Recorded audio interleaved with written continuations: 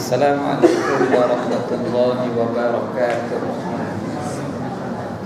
Alhamdulillahillazi hadana lihadza wa ma kunna linahtadiya laula an hadana Allah. Asyhadu an la ilaha illallah wahdahu la syarika lah wa asyhadu anna Muhammadan abduhu wa rasuluh. Allahumma salli wa sallim wa barik ala sayyidina Muhammad wa ala alihi wa sahbihi wa sallim taslima. Allahumma rabbana syrah lana sudurana wa yassir lana umurana wahlul 'uqdatam min alsinatina yafqahu aqwalana. Allahumma rabbi yassir wa la tu'assir. Allahumma rabbi tammim bil khair. Amma ba'd. Kita sambung kembali bicara pengajian kitab kita di dalam huraian kitab Penawar Bagi Hati. Sambung di muka surah yang Rumi.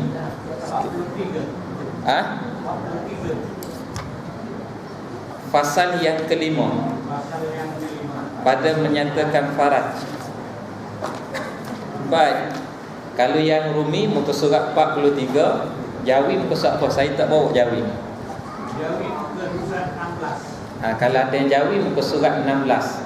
Yang Rumi muka surat 43. Fasal yang kelima pada menyatakan faraj. Sambung di situ. Qala Syekhul Mu'allif rahimahullahu ta'ala wa nafa'ana bi'ulumihi fid darain amin ya rabbal alamin. Dalam sesi pengajian yang lepas, kita telah membicarakan serba sedikit berkait dengan 7 anggota zahir yang ada pada badan kita. Kita telah belajar 4 daripadanya: mata, telinga, lidah, kemudian perut. Malam ni masuk yang kelima daripada anggota zahir yang ada pada kita, iaitu faraj. Membicarakan bab kemaluan. Fasal yang kelima pada menyatakan faraj. Istilah faraj di sini bukan merujuk kepada orang perempuan semata-mata, tetapi merujuk di sini melengkapi sekali laki-laki dan juga perempuan. Kalau jumpa istilah dalam kitab, dia sebut faraj, maksud dia kemaluan yang merujuk kepada kedua-dua jantina, laki-laki dan juga perempuan. Jangan pula dengar sebut gini, orang perempuan je lah, orang lelaki dia panggil benda lain. Ada, dia sekali je tu. Tu. Jadi nasib baik kata ada orang tolong terjemah daripada Jawi kepada Rumi. Yang tak boleh baca Jawi, dia fahamlah sebut istilah. Tapi kalau ejaan bagi orang lelaki, hak kita panggil zakar, dia baca dalam kitab, dia tak pandai baca Jawi. Adapun sifat-sifat bagi ulama itu, mereka ini sangat panjang zakarnya disebut. Padahal tulis dalam kitab tu, adapun ulama-ulama itu, mereka ini sangat panjang zikirnya. Dia dibaca dengan panjang zakarnya, dia kata. Itu silap baca. Silap lagi, silap baca lagi. Sebab zakara. Adapun ulama-ulama itu, mereka itu sangat panjang zikirnya, waktu pagi dan waktu petang. Dia pergi baca dengan bari hatta. Tukar makna lalu lah. Tapi kalau Jawi tak ada orang tulis terjemah Rumi, dia boleh baca lah zikir. Baik. Jadi yang sebut istilah ni merujuk kepada kedua-dua jantina. Mustahak belajar berkait dengan yang ni kerana Nabi pernah janji dalam satu hadis, siapa-siapa dalam kalangan kalian yang boleh jaga kepadaku 2 anggota, aku jamin kepadanya syurga Allah. Yang pertama, barang yang di antara dua rahang, iaitu merujuk kepada lidah yang kita bicarakan sebelum daripada ni. Yang kedua, barang yang di antara dua pohon yang merujuk kepada kemaluan. Tu. Baik.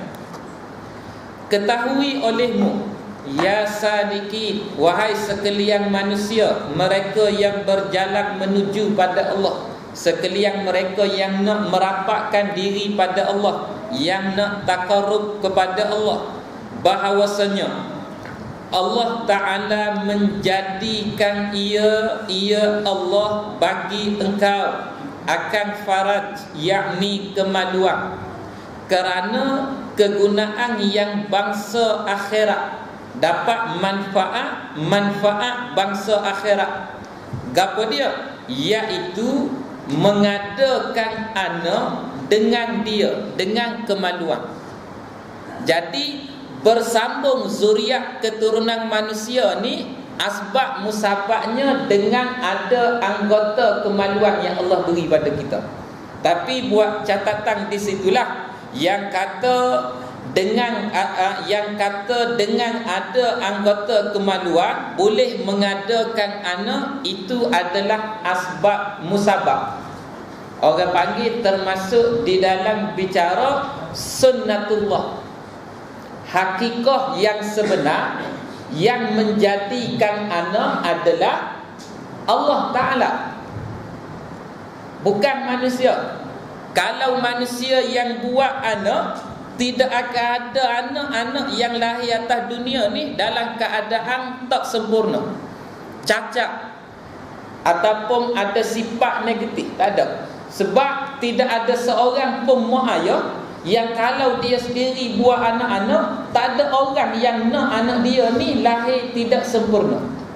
Tak? Kita selalu buat contoh dah. Kalau kita suruh dia pilih antara dua sifat, baik dan buruk, positif, negatif, dia akan pilih semua positif. Kalau kata anak ni kita hak buat, nak anak hak lahir nanti kulit putih macam ustaz ke ataupun kulit hitam? Hak macam ustaz tu tambah je tu. Nak kulit putih ke nak kulit hitam? Dia akan sebut nak kulit putih. Tak? Nak segok ke nak tak segok? Dia akan pilih nak segok. Nak cerdik ke nak wadah? Dia akan pilih cerdik. Nak miskin ke nak kaya? Nak kaya. Apa lagi? Rambut ikan mayang ke rambut hak melekat kat kepala macam-macam penyapu tu? Nak, dia akan pilih ikan mayang, hidung macung, apa nak, macam-macam. Tapi yang lahir tidak sebagaimana yang dikehendaki. Tak, pasal dalil sebut kata manusia Allah yang buat. Tapi ambil faham daripada sini, boleh sambung zuriat keturunan manusia dengan asbab adanya anggota kemaluan yang Tuhan beri pada kita. Gitu. Baik.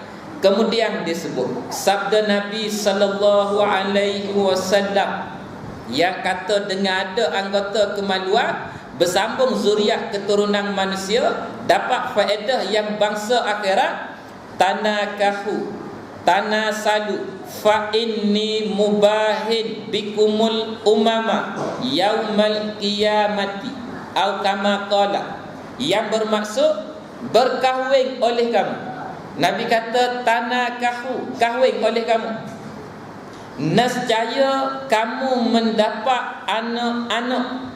Dengan berkahwin kamu boleh sambung zuriat keturunan manusia. Dah, jadi yang kata duk dua orang, jadi ramai zuriat keturunan manusia. Maka Nabi sebut bahawasanya aku bermegah-megah dengan kamu akan segala umat pada hari kiamat. Aku ni tumpang bangga bila mana ramai umat aku akhirat kelak. Maka ada suruhan daripada Nabi supaya berkahwin. Suruhan di sini, suruhan berkahwin pada menjaga kemaluan daripada jatuh pada zina, dan dengan berkahwin boleh sambung zuriat keturunan manusia. Kalau orang ni orang yang soleh, orang ni orang yang solehah, bila bersambung keturunan, sambung keturunan yang soleh dan soleh, maka Nabi berbangga dengan ramai umat yang ada kualiti. Itu juga sebagai hujah bila mana datang di akhir zaman ni ada orang yang memandang negatif kepada poligami. Dia kata ustaz tu kahwin ramai lah, dia kata 2, 3, 4 orang. Tok guru tu pun ramai kahwin. Kalau kita tengok syekh-syekh Arab, kebanyakan yang ulama-ulama memang kebanyakan kahwin lebih pada satu. Sebab apa? Yalah, dia orang ada kemampuan, tak apa. Kita tak bahas dari segi kemampuan. Hujah yang orang guna pakar, dia kata syekh ni ataupun orang alim ni, ulama ni, tok guru ni kahwin lebih ramai kahwin lebih daripada satu. Dengan maksud ramai lah. Jawapan dia adalah dah dia orang alim, dah dia ulama, dah dia tok guru, orang baik, orang warak, orang soleh, biarlah dia kahwin ramai supaya daripada keturunan dia yang soleh lahir anak-anak yang soleh dan juga solehah.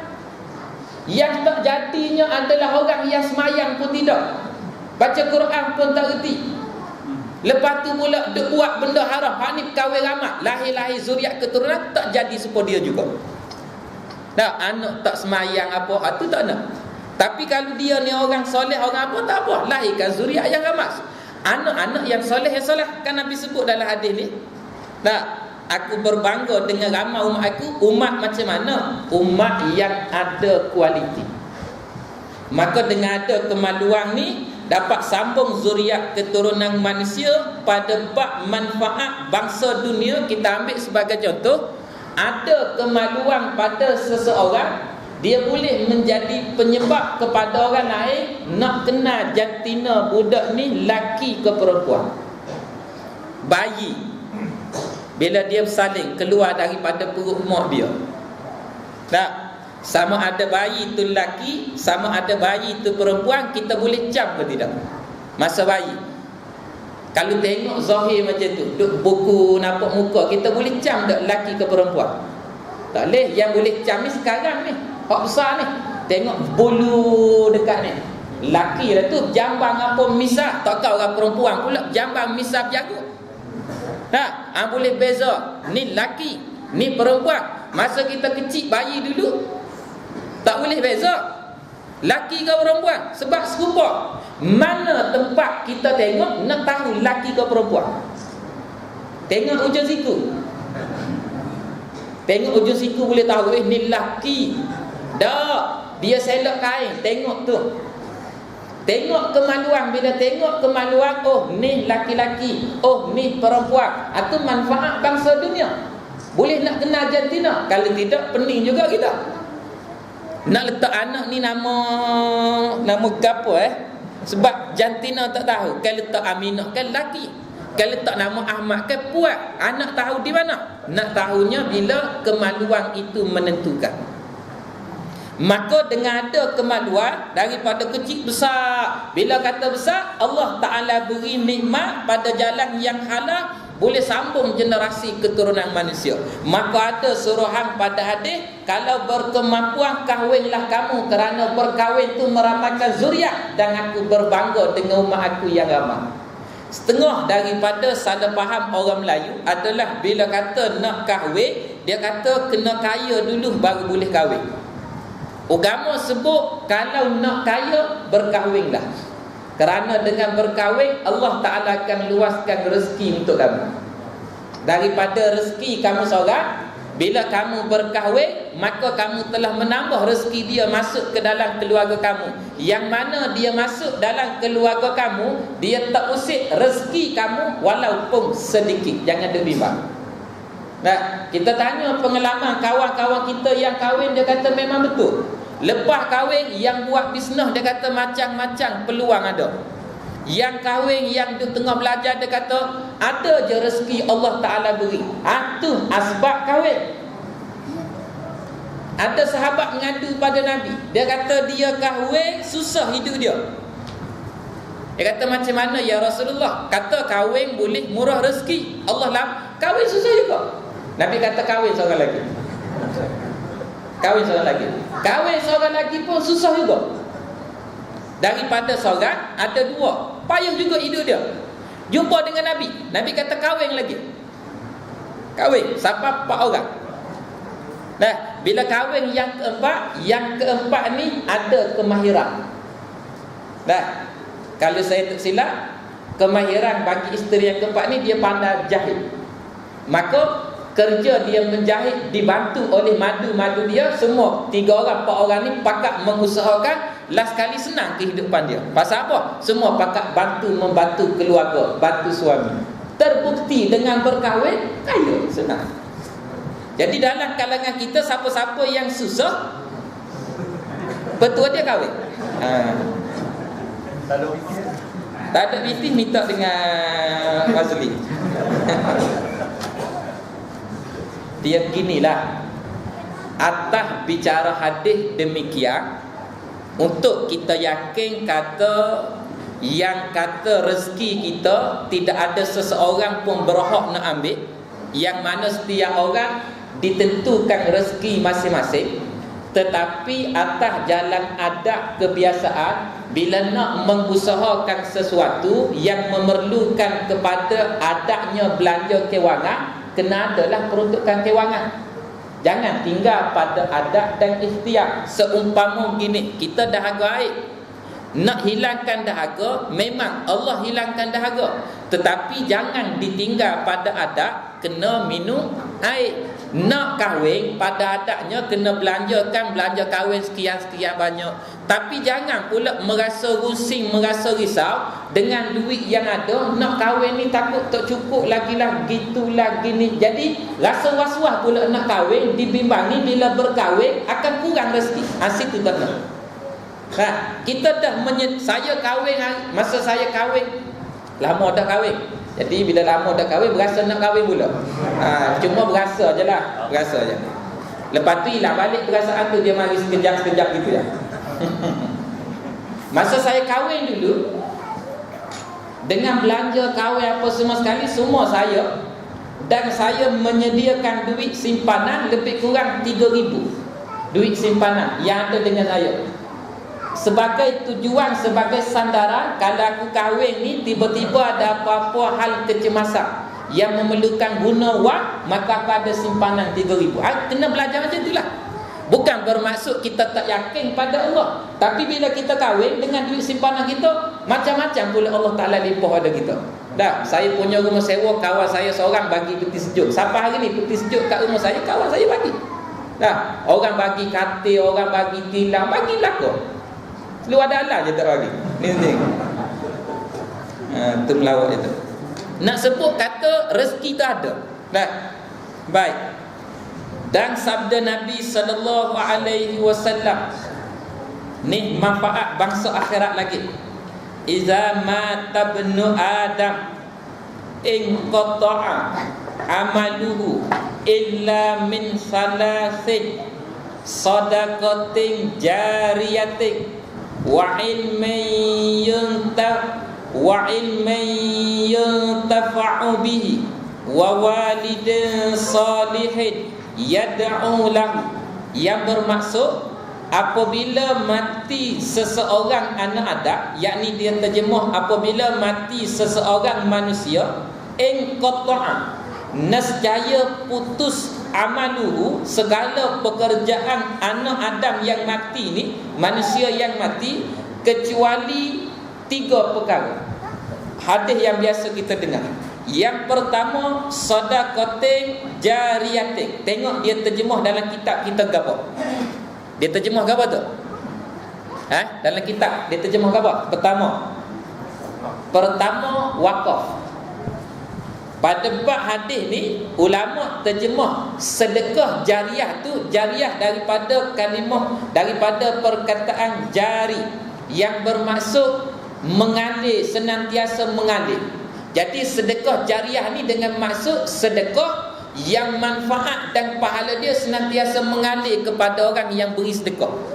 Jadi ulama terjemahkan istilah sedekah jariah, dia terjemahkan dengan satu istilah yang kalau buat begini pahala dia tetap mengalir. Terjemahan dia adalah wakaf. Wakaf dari segi bahasa maksud terhenti. istilah adalah satu-satu harta yang kita infakkan pada jalan Allah, yang mana terhenti pemilikan dia hanya pada Allah dan kekal sampai hari kiamat. Tak boleh ambil balik dah harta wakaf. Bila kita katalah kita wakaf tanah, tak, anak kita, cucu kita, keturunan kita tak boleh ambil balik dah. Pasal tanah ni telah diwakaf fi sabilillah dan dia adalah hak milik Allah sampai hari kiamat. Maka beruntunglah sesiapa yang telah melaksanakan ibadat wakaf dalam kehidupan dia. Sama ada dia wakaf tanah, orang-orang tua dulu banyak tanah kan, dia wakaf tanah jadi tanah perkuburan. Berapa banyak dia dapat manfaat tu? Orang mati tanah, mati, dia mati pun tanah situ, mati tanah, sampai kiamat dapat. Itu namanya sedekah jariah, sedekah yang berpanjangan mengalir pahala dia. Ada orang dia sedekah bangunan, ada orang sedekah rumah, tak kira lah. Yang penting yang kata wakaf tu berkekalan pahala. Tak? Gitu. Kita buat tahlil, kita panggil orang jamu makan, dapat pahala jamu orang makan je lah. Hak demo duk makan-makan tu kenyang, sedapnya sedap sampai sini je. Betul tidak? Turun bawah tak sedap dah. Sedap sampai sini lah. Hak turun bawah ni, hak kita ngaji bab Quran tu, dia proses makan masa beberapa jam kurang lebih, keluar pula. Keluar, masuk benda lain, keluar jadi benda lain. Dah, keluar berhenti situ je lah. Tepat hujung dia tak ada. Tapi wakaf ni kekal sampai akhirat. Maka sedikit pesanan bagi orang yang berwakaf, umpama adik-beradik kita kat kampung-kampung, mak ayah kita kat kampung yang ada harta bila wakaf, jangan sekadar wakaf lisan sahaja.